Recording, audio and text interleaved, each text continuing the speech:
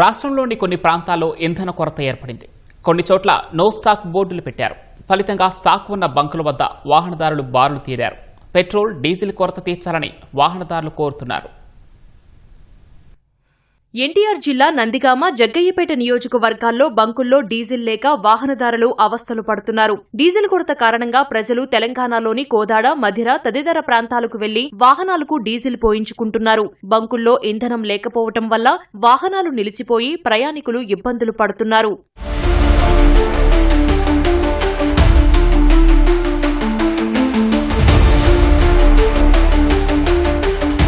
ఉమ్మడి కర్నూలు జిల్లాలో కొన్ని ప్రాంతాల్లో బంకుల్లో నో స్టాక్ బోర్డులు పెట్టారు. కర్నూలులో పెట్రోల్, డీజిల్ దొరక్క వాహనదారులు ఇబ్బందులు పడుతున్నారు. ఇంధనం ఉన్న బంకుల వద్ద బారులు తీరారు. గంటల పాటు బంకుల వద్ద నిలబడాల్సి వస్తుందని వాహనదారులు అంటున్నారు. 2 గంటలే ఇంకా ఇటనే నిలబడినాం. పెట్రోల్ లేక మెంటల్ వేసిపోతుంది. ఇంకా అసలు ఎందుకురానే ఈ పనులు అనిపిస్తుంది. 10 పెట్రోల్ బంకులు తిరిగినా కూడా మాకు పెట్రోల్ అనేది దొరకడం లే.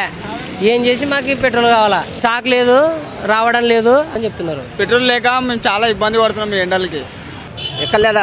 కర్నూలు ఎక్కలేదు అనమాట. డౌన్ కూడా లేదు, నన్నూరు కూడా లేదనమాట. పని మీద వచ్చి తీసుకుంటున్నాం. ఏం దొరకట్లేదు.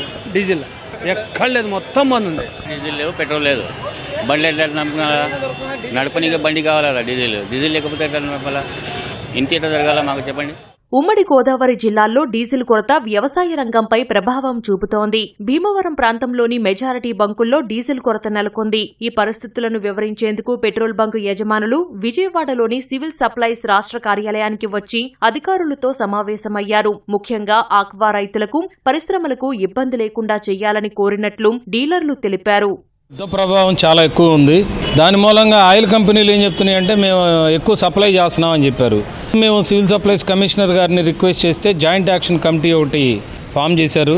దాంట్లో ఆయిల్ కంపెనీలు, డీలర్లు అట్లాగే సివిల్ సప్లైస్ అధికారులతో కలిపి ఒక SOP క్రియేట్ చేస్తున్నారు. దీంట్లో మేము అడిగింది ఏంటంటే ముఖ్యంగా ఎక్కడ డ్రై అవుట్స్ లేకుండా రైతులకి, ఆక్వా కల్చర్కి అట్లాగే ఇప్పుడు పరిశ్రమలకి ఇబ్బంది లేకుండా చేయమని చెప్పేసి మేము కోరాం. ఈ ప్రైవేట్ ప్లేయర్స్ ఆయిల్ సెల్ చేయడం ఆపేసి ప్రోడక్ట్ అంతా అట్టి పెట్టేసుకొని సేల్స్ ఆపేసి 20 రూపాయలు రేట్ పెంచుకొని గమ్మున కూర్చున్నారు వాళ్ళు. సో ఆ బడ్డన్ అంతా మా నెత్తిన పడేసరికి ఒకసారిగా మా అవుట్లెట్కి ఫ్లడెడ్ అయినది. సో దీంతో కస్టమర్స్ కూడా భయపడిపోయేసి కొద్దిగా 100 లీటర్లుగా పట్టుకోవాల్సిన 500 లీటర్లు స్టోర్ చేసి పెట్టుకొని ఇవంతా ప్యానిక్ చేశారు. ఇది మేము దీన్ని కంట్రోల్ చేయాలంటే చాలా కష్టం. వచ్చిన కస్టమర్కి ఆయిల్ లేదని మేము చెప్పలేం. అది ప్రోడక్ట్ ఉన్నంత వరకు మేము పట్టేస్తున్నాం. సో కానీ బల్క్ సేల్స్ అయితే మేము ఎవరికి కూడా పట్టట్లేదు. హోల్సేల్ వాళ్ళకి ఇవ్వకపోవటం అంటే లిమిట్ చేసామండి. ఒక వెహికల్కి వచ్చేసి ఒక 200 అడిగా అనుకోండి, 150 లీటర్స్ అలా ఉన్న స్టాక్ని బట్టి అలా మేనేజ్ చేస్తూ ఉన్నామండి అవుట్లెట్స్లో. కాకపోతే గుంటూరు జిల్లాలో వచ్చేది పర్టికులర్ అండి, మనకు రాజధాని ఒకటి ఉండి దాంట్లో అన్ని మల్టీనేషనల్ కంపెనీస్ వాళ్ళకి ఏంటంటే దాని ప్రైస్ పెరగడం వలన వాళ్ళంతా అక్కడి నుంచి తీసుకోకుండా మళ్ళీ సరౌండింగ్స్ అవుట్లెట్స్కి వచ్చేసి ఇది చేయడం వల్ల ఏంటంటే సరౌండింగ్ అవుట్లెట్స్ మీద చాలా ప్రెషర్ పడుతుందండి. ఇప్పుడు ఆయిల్ కంపెనీస్ ఏంటంటే లాస్ట్ ఇయర్ హిస్టారికల్ అంటున్నారు.